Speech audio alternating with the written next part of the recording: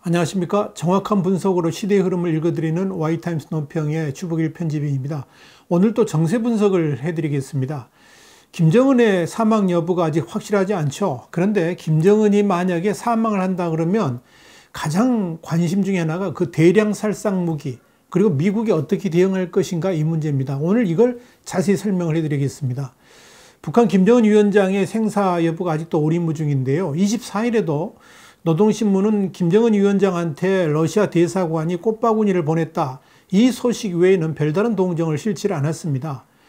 그럼에도 불구하고 소문은 난무합니다. 미국 도널드 트럼프 대통령이 23일 날 미국 시간인데요. CNN 등이 보도했던 이 김정은 유증설에 대해서 가짜뉴스인 것으로 추정된다라고 말을 했습니다. 그렇다고 뭐 확실하게 근거가 있어서 말한 건 아닌 것 같습니다. 이와 함께 미국 행정부 당국자가 22일 날 역시 미국 시간인데요. 김정은 위원장이 지난주부터 원산에 체류했고 15일에서 20일 사이 부축을 받거나 휠체어 등을 이용하지 않고 걷는 모습이 포착됐다라고 밝혔는데 이것도 역시 공식적인 코멘트는 아닌 것으로 보여집니다. 이 소식을 전한 이 매체는 일부 보좌진과 고위직 인사들이 코로나19에 감염됐고 그래서 김정은 위원장이 예방 차원에서 평양을 떠난 것으로 해석된다. 그러면서 이 청와대가 발표했던 내용하고 유사하게 보도를 했습니다. 또 미국 당국은 의료시설이 갖춰져 있는 원산 별장에서 김정은 위원장이 모종의 의학적 시술 또는 치료도 받았다는 점에 무게를 두고 그 상태를 파악 중인 것으로 보도를 했는데 이 중요한 것은 이 원산 별장에는 그렇게 심장 시술을 할 만큼 의료시설이 갖춰져 있지 않다는 반론도 있습니다. 그래서 신뢰도가 그리 큰 것은 아닌 것으로 보입니다. 더불어 단순한 스턴트 시술을 했다 그러면 6시간만 지나도 간단한 일상적인 생활을 할 수가 있죠. 그런데 11일 이후에 거의 2주 가까이 모습을 드러내 보이지 않는다는 점도 더욱 의혹을 불러일으키는 요인이 되고 있습니다. 이런 와중에 김대중 정부 시절에 청와대 국정상황실장을 지낸 바 있는 장성민 전 국회의원이 23일 날 중국 고위 관계자로부터 김정은 위원장이 회복이 불가능한 중태 상태에 있다는 정보를 입수했다 그러면서 오늘 아침에 북한의 최고 핵심들이 이것은 사망으로 간주해야 된다는 결론을 내렸다. 그런 이야기를 했다는 것을 전해 들었다.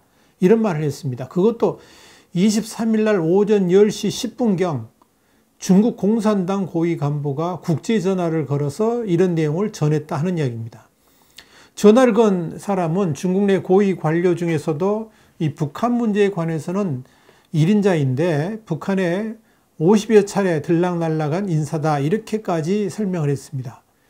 장성민 전 실장은 중국 측 인사가 김정은의 현재 상황이 코마 상태인데 회생이 불가능한 거로 판단한다라는 답이 돌아왔다. 그러면서 미국은 눈치를 조금 챈 것 같은데 우리 정부는 그러니까 문재인 정부는 정보가 없는 것으로 보인다라는 말도 덧붙였습니다. 결국 김정은의 생사 여부에 대해서는 아직도 어느 누구 한 사람도 자신 있게 답할 수 있는 상황은 아닌 것으로 보입니다. 그렇다면 만약 김정은이 일부 주장대로 사망했다 그러면 미국은 어떻게 대처하려 할까요? 오늘의 이제 주 관심사입니다. 자, 가장 큰 게 역시 이제 대량 살상 무기, WMD라고 그러죠. 이 대량 살상 무기하고 관련된 겁니다. 그러니까 만약 김정은이 사망했다 그러면 당분간 북한 체제 자체가 심각한 위기로 빠져들 수밖에 없죠. 김정은이 나이가 들어서 후계 고도를 미리 준비해 놓은 것도 아니기 때문에 그랬을 겁니다. 그러니까 급작스러운 김정은의 후계는 누가 지도자 자리에 오른다 할지라도 혼란은 쉽게 예상할 수가 있습니다. 설사 김여정이나 김평일이 김정은을 대신한다 할지라도 북한 체제는 엄청난 소용돌이에 휩쓸릴 수밖에 없을 겁니다. 이렇게 될 경우 가장 문제가 되는 부분이 뭐냐면 특히 미국과 중국 양국이 관심을 가질 수밖에 없는 사안이 뭐냐? 바로 이 대량 살상 무기 WMD의 안정적 관리 문제입니다. 결국 미군이나 중국군이 북한 내부에 진입을 하는 가장 큰 이유도 바로 이것 때문에 벌어지게 될 것입니다. 현재 북한은 핵무기 외에도 한 2,500에서 5,000톤 정도의 화학무기를 저장하고 있는 것으로 추정하고 있습니다. 탄저균, 패스트 같은 다양한 생물 무기를 자체적으로 배양하고 생산할 수 있는 능력도 보유하고 있다는 이야기입니다. 1960년대부터 이 화학무기 개발을 북한이 시작했죠. 그래서 연간 한 4,500톤 정도의 화학작용제를 생산하는 능력이 있는 것으로 이렇게 평가를 하고 있습니다.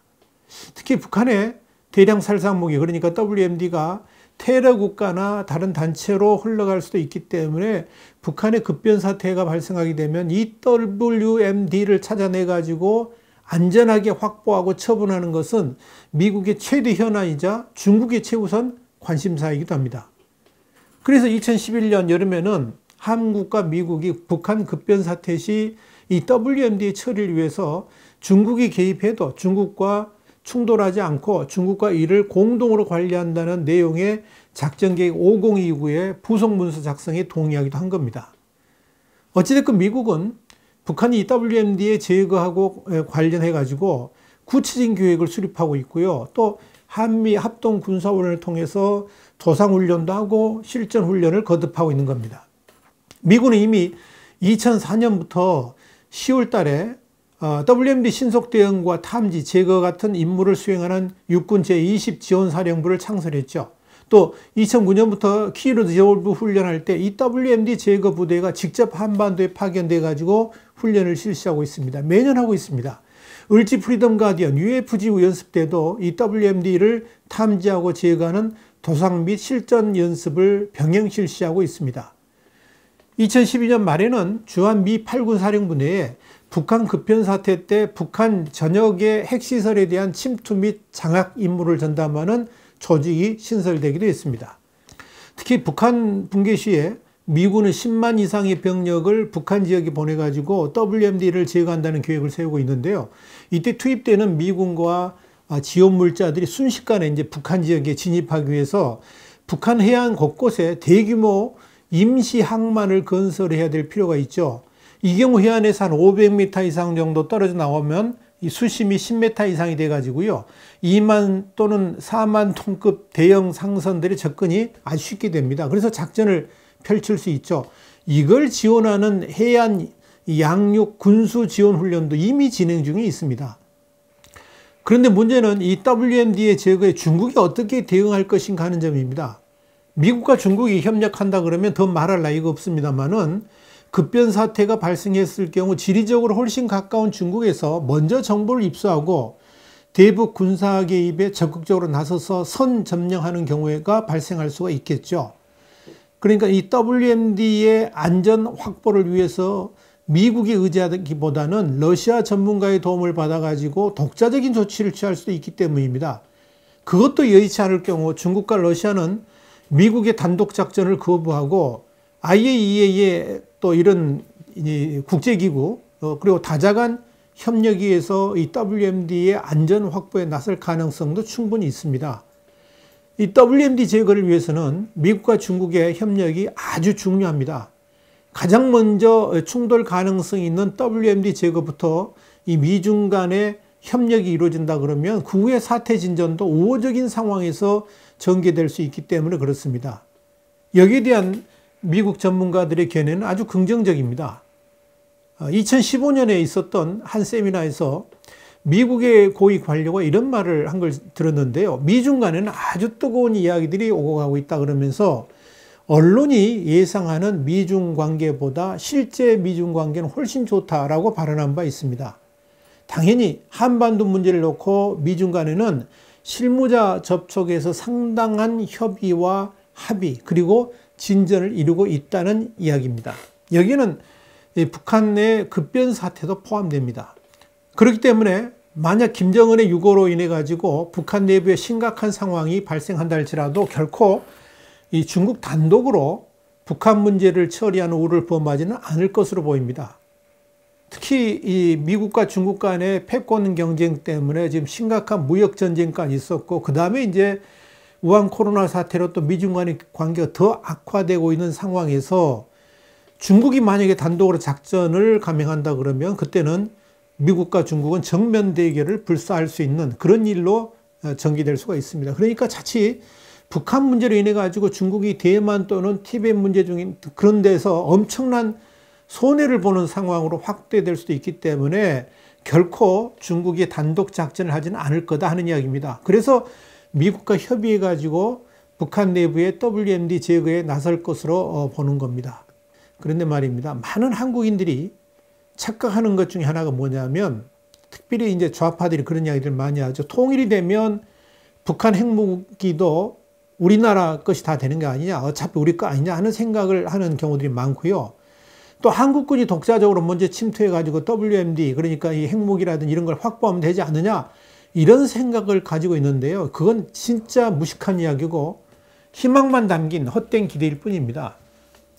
미국은 이 핵 확산 방지 조약 NPT가 인정한 핵 보유국이죠. 그런데 이 핵 보유국이 아닌 국가가 핵무기에 접근하는 것을 극도로 경계하고 있습니다. 그건 금지사항입니다. 한국은 핵 보유국이 아니죠. 그렇기 때문에 미국이 볼 때 한국은 핵무기 취급 권리가 없는 나라 가운데 하나일 뿐입니다. 결국 한국군은 WMD의 제거에 측면 지원을 할 수는 있지만, 예를 들면 경계를 한다든지 이건 가능하지만 직접 나서서 해체를 한다든지 이런 직접 개입은 그건 불가능하다는 결론이 나옵니다. 그런데 한국은 생화학 무기를 다룬 데는 제한받지 않기 때문에 이런 무기들을 제거하는 데 주 역할을 담당하면 될 것입니다. 그런데 이렇게 정말 중요한 것 중에 하나가 이 WMD 소재지 파악 문제입니다. 한국은 다행히 이 WMD들이 저장된 위치와 생산하고 있는 그런 위치들을 대략적으로 파악하고 있는 것으로 보입니다. 또 다른 전문가들은 이 핵, 화학, 생물학 무기, 미사일의 시설이 한 62곳 정도 되는데, 핵이 26군데, 화학 무기 11군데, 생물학이 10군데, 미사일 15군데 정도 된다는 거죠. 이외에 북한이 은닉하고 있는 시설도 추가로 있을 것으로 보고 있습니다. 핵시설은 한북, 길주, 풍계리에 핵실험장이 있고, 영변에 원자로 및 재처리 시설 등이 있죠. 그러니까 종합시설이 위치하고 있고요. 태천에 200메가와트급 원자력 발전소를 건설 중에 있고요. 이에 또 우라늄 광산 4개소, 핵연료봉 공장 1개소, 우라늄 변압 및 정령 공장 4개소가 주로 북한의 북부 지역에 존재하고 있습니다. 또 화학무기하고 관련된 시설은 연구소, 생산시설, 저장시설 합쳐서 뭐 10여 개, 11개소 정도 되지 않겠나 추정을 합니다. 화학무기 통제에 있어서 가장 어려운 문제는 이미 생산되어 가지고 부대에 배치된 화학탄을 회수하는 일입니다. 이렇게 핵과 화학무기를 포함한 대량 살상무기 제거작전, 이걸 WMD-E라고 그러는데요. 이 WMD-E는 무기 저장고라 여겨지는 지역에서 한국군과 미군이 무기 및 관련 물질을 회수하는 작업을 하는 것을 의미하는데요. 현재 북한에만 한 1만여 개 지하시설이 존재하는 것으로 알려지고 있습니다. 거의 대부분이 이 평양시 주변이라든지 그 북쪽에 위치해 있는 것으로 이렇게 파악을 하고 있습니다. 중요한 것은 미국이 어떻게 대응할 것인가 하는 거죠. 이 세계 질서를 주도하는 초강대국으로서 미국은 당연히 북한의 급변 사태에 개입하려고 할 겁니다. 가장 큰 요인은 방금 말씀드린 대로 핵을 비롯한 대량 살상 무기의 통제이고요. 두 번째로는 북한 지역을 중국이 통제하지 못하도록 해가지고 동북아 지역에서 미국의 우위를 점하려고 하는 것입니다. 그뿐 아니라 한국에 있는 미국인의 생명과 재산을 보호해야 되는 것도 있고요. 동맹국인 한국의 입장을 고려해가지고 미국은 행동하려고 할 것입니다. 이런 점에서 미국이 북한 급변 사태에 개입하는 이유는 충분합니다. 일반적인 사항으로는 국제 평화와 안전을 수호한다는 걸 들 수 있겠지만, 북한의 대남 도발이 감행된다 그러면 한미동맹이 명분이 되고요. 유혈 사태가 심할 경우에는 대량 학살 방지 같은 인도적 문제 해결 차원에서 개입할 수도 있을 겁니다. 가장 급박하고 절실한 문제는 전 세계의 평화를 위협하는 대량 살상 무기, 그러니까 이 WMD의 확산을 막아야 한다는 당위성입니다. 중요한 것은 급변 사태를 안정화시키는 과정에서나 이 한반도 통일에 있어서 미국의 전폭적인 협조, 특히 주변국의 우려들을 해소시키는 데 있어서 미국의 지원은 절대적이기 때문에 급변 사태 징후만 보여도 미국과의 전반적인 과정을 논의하고 단계별 전략을 포함해 가지고 통일 후 계획까지 함께 협의하는 것, 더 말할 나위 없이 중요할 것입니다. 그래서 미국에게 한국이 점차 작은 중국, 그러니까 스몰 차이나로 변해간다든지 이렇게 친중국화 되어 가고 있다는 인식이 더 이상 확산되지 않도록 하는 게 정말 중요합니다. 또 한반도 통일 후에 한미동맹 유지와 관련해 가지고도 한미 간에 미리 협의를 해두는 게 좋을 겁니다. 그런데 전혀 지금 그런 방향과 다르게 가고 있기 때문에 문제가 되는 겁니다. 한국 정부가 신뢰를 잇는 일들을 더 이상 해서는 안 된다는 것입니다. 그런데 지금 문재인 정부는 정반대이기 때문에 어떻게 보면 북한의 급변 사태라든지 이런 혼란 상황이 생기게 되면 정말 대한민국이 어떻게 될지 심히 두렵고 떨리는 마음이 생기는 겁니다. 와이타임스 논평 오늘도 김정은이 사망한다면 어떻게 될 것인가 두 번째 시간으로 정세 분석을 해드렸습니다. 다음 시간에 다시 뵙겠습니다. 감사합니다.